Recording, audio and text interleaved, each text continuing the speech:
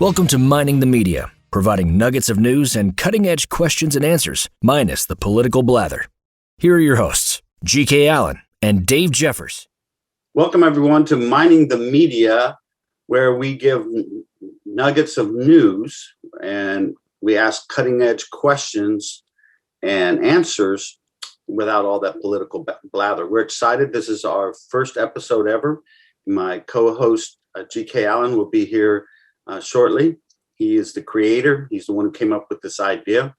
And we're very, very excited to announce that our very first interview is none other than Cal Thomas, columnist, author, and he's written the latest book called Americas Expiration Date. We had the great privilege of interviewing him earlier this past week. And so without further ado, here's G.K. Allen, Cal Thomas, and myself. Well, welcome to miningthemedia.com. And that's our website, Mining the Media. My new podcast is Mining the Media. And we're excited to have our first guest, Cal Thomas. I'm sure he doesn't really need any introduction. He's one of the most popular syndicated columnists in the country, appearing in hundreds of newspapers. He's also a veteran of TV, radio news for 19 years. I'm sure you saw him often on Fox News. Before that, he was with NBC News and KPRC TV in Houston. He began his journalism career at 16. That's something that he has in common with our creator and host, G.K. Allen. And 2019 marked the 35th anniversary of Cal's column. His new book, which I'm in the middle of reading now, is called Americas Expiration Date, The Fall of Empires and Superpowers and the Future of the United States. And Cal, we're great to have. It's wonderful to have you aboard. And so we want to make sure we're respectful of your time and just give you a quick welcome. And then I'm going to let GK jump in. Okay, David, good to be with you. First of all, the obvious question is, why did you write the book about the expiration date of our country? Well, because there is a flow to history, to invoke a cliche. Human nature never changes. You can dress people up in togas or suits or dresses or pants. You can use transportation as donkeys, carts, stagecoaches, later airplanes and trains, but you cannot change human nature, at least on your own. And so there is this pattern to history, and there are common denominators to the decline of every nation and superpower and empire in the past. Number one is massive national debt. We are approaching $30 trillion in debt, greater than the GDP of most nations. No empire or nation has ever been able to survive while trying to sustain that kind of debt. Second, military overreach. To their credit, at some point, Trump and now Biden are trying to pull back troops, but you don't end a war by just pulling out on one side when the other side has not ended it and, in fact, declares, like the Taliban in Afghanistan, that they're going to keep on. Then third common denominator to the collapse of these nation states and empires of the past is a loss of a shared moral sense, a lack of belief in God and accountability to him. And I think that is rampant in our day. It is more rampant than COVID, as we see virtually every kind of sexual behavior legitimized and labeling of varying genders, including other, in case they missed one, normalized. So I'm saying that, Reagan used to say we're only one generation away from losing it all. And I think we're very close to an area of decline from which we will not be able to recover absent a moral and spiritual revival. Well, as it relates to what you said about God, I think what we're seeing in our society, and it's a connective thread to what you're talking about in the past, is that we replace God with human gods. An Adolf Hitler or a Lenin or whatever, or a Mao, Castro, they become a god in a sense. And that's a very scary thing. Yeah, well, you go back to human nature, and there are a lot of people who would rather get a check than earn a check. When I was growing up, I was taught that inspiration, followed by motivation, followed by perspiration, improves any life. And now we have the unholy trinity of the secular progressives, which is envy, greed, and entitlement. look how the left has promoted this income inequality business. I wrote a column a year or so ago saying that I had a deep, dark secret that I had to reveal, and it was that I suffer from income inequality. It's true. There are people who make more money than I. Who cares? There's not a fixed amount of money from which all must draw, but this is what the secular progressives have imposed on the country, that if you make more than I do, you owe me. Well, when I was a young reporter growing up, I interviewed a lot of successful and wealthy people. I didn't ask them, to share their money with me. I said, where did you go to school? What did you study? What's your philosophy of life? I want to be like you someday.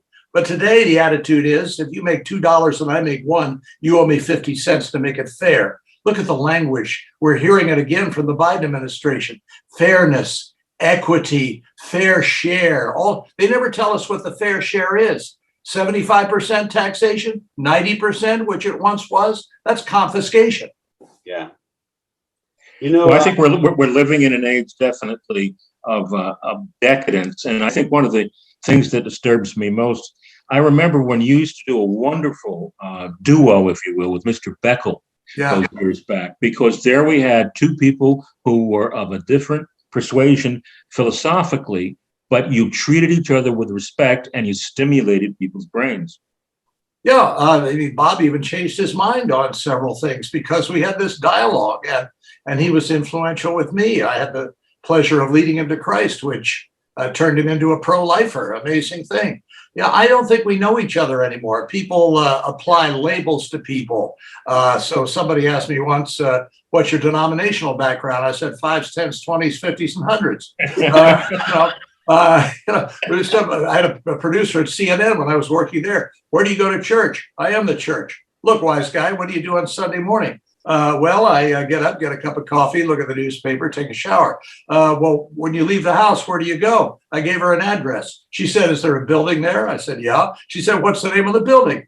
She said, I want to know what you believe. I said, now we can have a conversation. Right. But like the archaeologists who have to dig down through several layers of civilization to find what they're looking for, we built this structure around the person of Jesus of Nazareth that is frankly offensive even to somebody like me. I'm a big Broadway musical fan. I always prefer the original cast to the roadshow. And now what we're getting a lot of things is just the roadshow. I want to go back to the original cast. Cal, talking about how you dig down, and that kind of neat because this is our show. We try to mine the media to find things, but you bring up a great point, particularly about human nature. Instead of trying to change people's minds, we have to change their hearts. And I have found the best way to evangelize is to ask questions. What do you believe? Why do you believe that? Where did you learn that from? What was the source? And when you do that, you actually get people to start questioning their beliefs. And I did not know that about Bob Beckel, you having the honor of leading him to Christ. That's just, I rejoice in that news. Yeah. Well, he still describes himself as a liberal Democrat, but in addition to being pro-life, he admitted once in the column we wrote for USA Today that we being Democrats were wrong on the whole welfare thing because it tended to addict people to government and to limit their initiative and feeling of self-worth. Now, that came out of a human relationship, but we don't talk to each other anymore. And you're right, David, it's not only how did you come to your belief when you're talking to somebody else, the follow-up question, would you be open to additional information? And they're open usually to additional information if you respect them by asking the exact kind of questions that you ask. You are valuing them as a person. You're not putting them down. You're not diminishing them. We all come from different backgrounds. We all learn things in different ways. Now, one of the questions I'm often asked, you haven't asked it yet, but I assume you're going to get to the point, how are we going to turn this around? Yeah. Is there a way back? Well, of course, the best way and the fastest way is a revival, which we've seen only a couple of times in our country, but it was massive. But the pragmatic way in the meantime, while we're waiting for that to come, is to get our kids out of these re-education camps called public schools and universities. Why would conservative and Christian parents send their children who are in the military to a foreign country, which is our enemy? Would we send our troops to be trained by the Taliban or by China or by Russia? Well, that question answers itself. But we willingly send our children into these schools which teach them they evolved from slime. They're guilty of systemic racism if they're white, which can never be atoned for, not through the Civil War, not through voting rights or open housing or welfare or anything. It can never be atoned for. So we're always paying for that. Why would you do that? Well, my kid wants to play football. Yeah, well, I'm looking up in a concordance and I don't see football anywhere. You know, we're not responsible for the outcome of our children, but we are responsible for what goes into them. Yeah. And I think that we forget that the way, Proverbs 22:6 says, train up a child in the way he should go. Mm-hmm. And when he gets older, he won't depart from it. And we're not saying we won't rebel, but you know how to get back. It's kind of like Greg said last night, G.K. said last night in one of our meetings that, we're always on this highway. Every once in a while, we need to take the off ramp and take a rest and reconsider things. Yeah. Another thing that bothers me right now, in the broadest sense when it comes to media, Cal, is that accusation has now become verdict. Everything's instant. Beer can be at its best the day after it's brewed. Wine might need 5 years. Everything has its own shelf life, its own proper way of being created. And right now, if you're accused of something, it's also the verdict. And we're not honest with each other in the sense that we can be very different on a lot of levels. But one thing we have in common, we were all created by the same force. Right. Well, this is one of the problems, of course, not only in an acknowledgement of where we came from. Jefferson's all men are created equal, endowed by their creator with certain inalienable rights. Among these are the right to life, liberty, the pursuit of happiness. But then in the next clause, he outlines the purpose of government. And to secure these rights, governments are instituted among men. To secure what rights? Why, the rights that God has endowed. Why is that necessary for government to do? Because, as James Madison said, if men were angels, we wouldn't need government. But men are not angels. We are sinners. And we have to be controlled either by the Spirit of God living within us or by the government, very importantly, acting under God and responsible ultimately to him. The founders wanted government to be limited so the people would be unlimited. And now it's been flipped. Government is the secular God. Government and Washington are the idols of those who do not believe, and increasingly, unfortunately, of many who do believe. It's a perversion of the 23rd Psalm. The government is my keeper, I shall not want. Yea, though I walk through the valley of the shadow of poverty, the Health and Human Services Department will be comforting me with food stamps. Oh, my goodness. Hey, Greg, when you talked about how the media just, an accusation becomes a verdict, one of the things Cal wrote in his book that I highlighted in chapter 3, you talk about the narrative of the Hagia Sophia that was built from a 10th century collection of stories and legends called the Patria. I don't know if I'm pronouncing that right. It is an anonymous account, which makes it suspect in the eyes of some historians. And here's the catchphrase. Though in our day, anonymous sources are treated in major media as credible.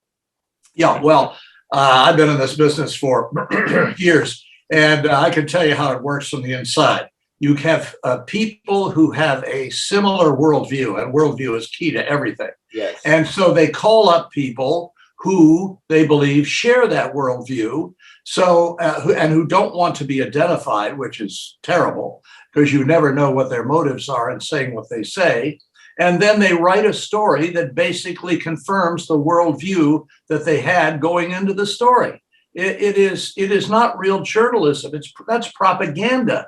And you see it over and over again. The other power that the media have is the power to ignore. You look at, let's just take race, for example. Do you ever see a conservative African-American interviewed on a major network? Or if they are, in rare cases, they're put down. Look what they've done to Tim Scott, the senator from South Carolina, after his tremendous speech in response to Biden's 1 hour and 10-minute marathon the other night before the pop-up Congress. Uncle Tim, Oreo, all these Twitter liberals who have put him down in ways that if a conservative ever said that, they would be denounced as racist. So they never have it. They'll have an Al Sharpton on, but they'll never have a conservative black on. They'll have a pro-abortionist on, but they'll never have a pro-life on unless they disparage that person. So, and then there are numerous stories they don't cover at all. For example, what's his name? Who's the host of Meet the Press? Chuck Todd has said he will never have anybody on who disagrees with climate change. Right. Well, there are plenty of environmental and climate scientists out there who are either dubious or totally reject the narrative that is being pushed on us about climate change. Doesn't fairness, doesn't science, doesn't good journalism demand that those views be heard? Not from those who are pushing their secular progressive agenda. And that's one problem we have right now. Yeah, go ahead. Sorry. No. One situation we have right now in terms of the news is that most people are not really looking for information. They're looking for affirmation. And If they're left of center, they're going to CNN. If they're right of center, they're going to Fox. I believe if someone can come up with a CNN or a Fox where you don't know the reporter's political preference, because he's going for accuracy, that would be refreshing. Well, it would to people like us, but unfortunately, it's like going into a gas station. You fill up with whatever is the cheapest gas that you can find. And we are in an era now. Look, when I was growing up, we had 3 networks and only 2 of them were viable: NBC, for which I worked, and CBS. ABC came along later. And then we had Ted Turner with CNN, which started out being very, very good and doing real journalism. And it used to be like that. And you'd have all points of view on. And even though Ted was and remains a liberal Democrat, he was pretty fair and balanced, as Fox said later. Then along came Fox and talk radio, and people who were so disgusted by the mainstream media not getting anything that they believed in or any information that they could use other than the propaganda they were being fed, went to Fox, went to Rush, and I'm not disparaging any of those. I mean, I worked at Fox for 19 years. I knew Rush very well. He was very kind to me. But this is not good. And the liberals turn into MSNBC and CNN and read the New York Times and the Washington Post. They don't read anything else. I actually had a columnist for the New York Times who I've known for years. We had a conversation a year or so ago. He said, "Are you still writing your column?" I said, "What? What?" Jeez. See, I mean, I know him. I read his, but they don't read me. They don't want to have their views polluted by any other information. Well, I think because we're getting ready to end the conversation, I think the best way to do this, Cal, is for you to leave us with your thoughts about what you wrote in Appendix 3. It's called The Prophet's Second Warning. And I find it fascinating what you wrote in there because it highlights the brilliance of the late Alexander. I'm going to destroy his Solzhenitsyn. Yeah. Here's the powerful paragraph I'd like you to comment on. He wrote, "In our day, the only thing considered evil are persons who stand against what was once considered evil. The moral underpinnings of the nation have shifted like sand at the seashore, and no one seems able, much less willing, to restore them, even if they knew how." Yes. He was a prophet for our time, Solzhenitsyn. The left loved him until he came and made his Harvard speech in the 1970s, and then they turned on him because they didn't want to hear this.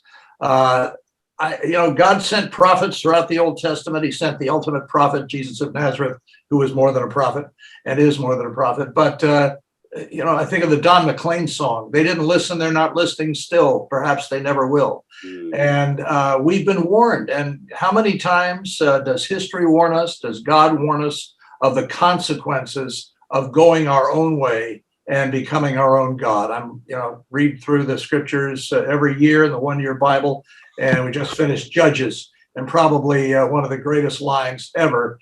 In those days, Israel had no king. Everyone did as he saw fit. And that's where we are in America today, and it's too bad. But I'm pressing on the upward way. New heights I'm gaining every day.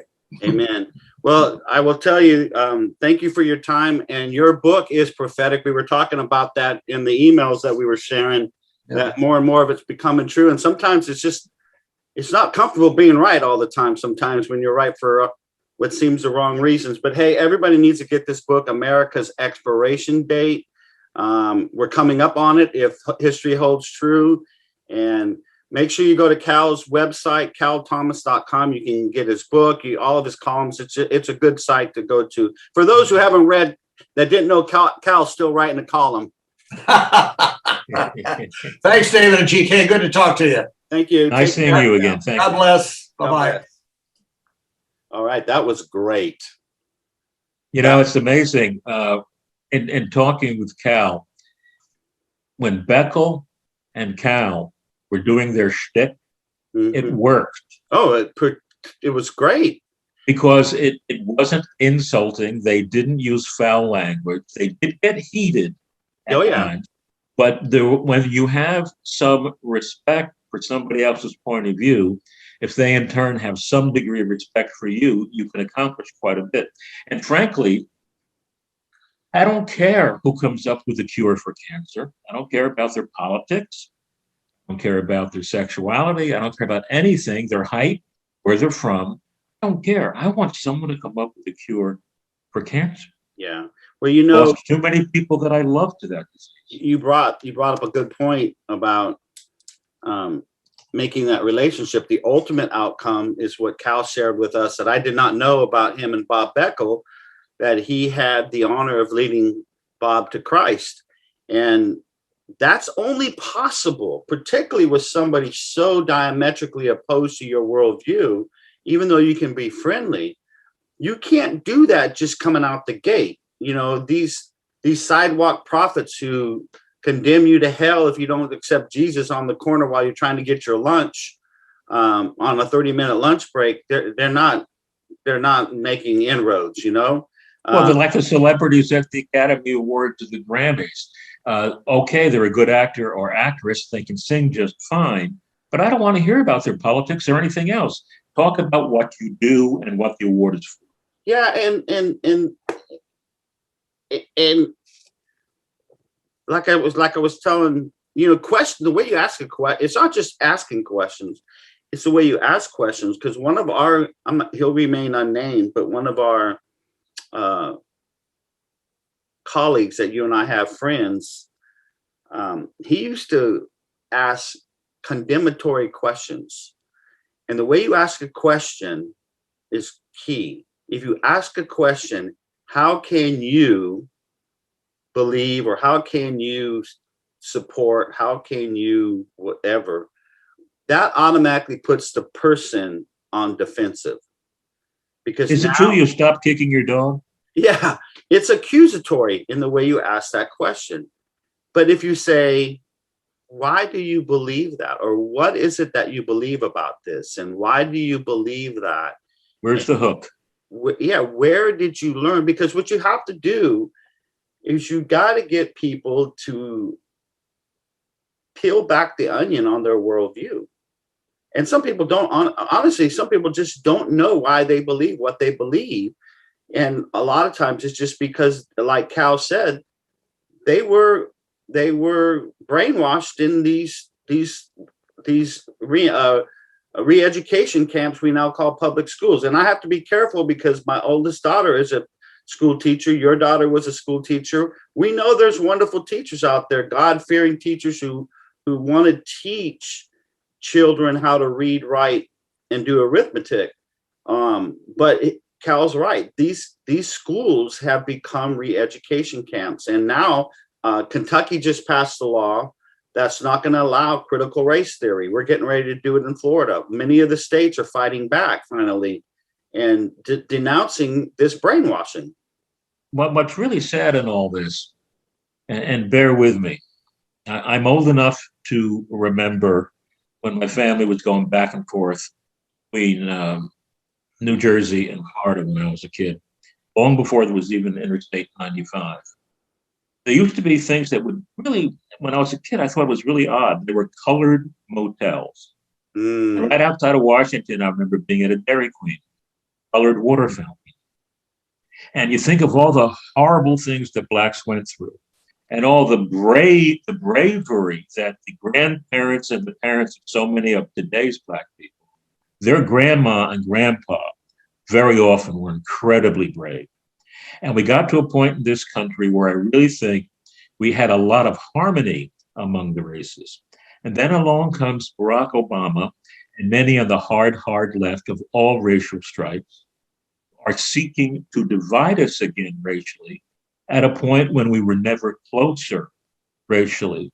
And I find that offensive because so much of what my late brother was about as a musician, with his band, for example, one of the bands was French Cook and Blues Band. They were a mixed race band, right? Everything was working pretty darn good. And now we have a lot of people putting gasoline on a fire to try to create racism again, except this time they're trying to say, you know, it used to be black people are horrible. Now we're hearing white people are horrible. Guess what? No one's got the monopoly on sainthood or satanhood. Good guys and bad guys exist everywhere. And all of us who are good guys, flawed, but good guys, have to start sticking together more. And even if someone's of a different religious stripe or political stripe, if we don't treat others with respect and a degree of humanity, it's only going to get worse. Well, it goes back to what Cal was talking about in the interview about human nature. I mean, no matter what millennium you come from, we're fallen people. The depravity of man is shown in the 3rd chapter of the Bible in Genesis. It's called the fall of man, but it becomes the depravity of man. And then you see how we evolve, and like you said, when we become our own gods, it never works. At best, it lasts for a little while, and maybe there's some credible and rewarding human endeavors that, you know, I mean, in Cal's book, he talks about the Roman Empire. Well, Pax Romana was something that was pretty good, but they taxed their way and devolved as humans into extinction. So, well, I think there's a connective thread there when you go back to Caligula, who nominated his horse and turned his horse into a Roman senator. If you look at Washington right now, we have a lot of horses' asses. I like that. That's good. That's good. Well, maybe we should end the show on that note, because I haven't had breakfast yet. I know it's time to eat breakfast, but hey, I think this was a great first show. I hope everybody's enjoyed it. What we need you to do for us that will really help us launch this podcast is go to iTunes, Stitcher, wherever you get your podcasts. Please subscribe. We would love for you to give us a 5-star rating and leave a comment. And I'll steal a line from my buddy Steve Dace. If you didn't like the show, we don't want you to lie, but maybe just don't say anything. You know, your mama said, we got nothing nice to say, don't say it at all. So we'll ask you to use that. But do that. That's going to be big as we launch. If we can get a lot of subscribers within the first couple of weeks, that's going to get us noticed on the rankings. And that's important for our show's success. And we'll also be putting some of these on our new YouTube channel. We're also going to be on rumble.com. So you'll be able to see some of these shows that we'll put out there. You know, every once in a while, we may do something live that's special, and we'll invite people to come in. Of course, we're not going to let you talk or jump in, but as time comes and we see a need, maybe we'll go live every once in a while. But we're excited about this. We have another exciting guest lined up, William Federer, who does an incredible column called The American Minute. And he is a historian who truly knows what the founders meant when they wrote the Constitution. So we'll be getting ready to interview him later on, and that'll be on our next episode. I want to speak to him also about writing on the income tax and the history of income tax. Yeah, yes, absolutely. Well, that's our show, and we'll catch you around the next time. So thanks for listening. And if you viewed this, thank you for viewing. Also, you can subscribe to us on YouTube and on Rumble. And every once in a while, something strange may come our way. You never know. You never know. I'm ready to leave right now and go back home. All right. Take care. Bye-bye.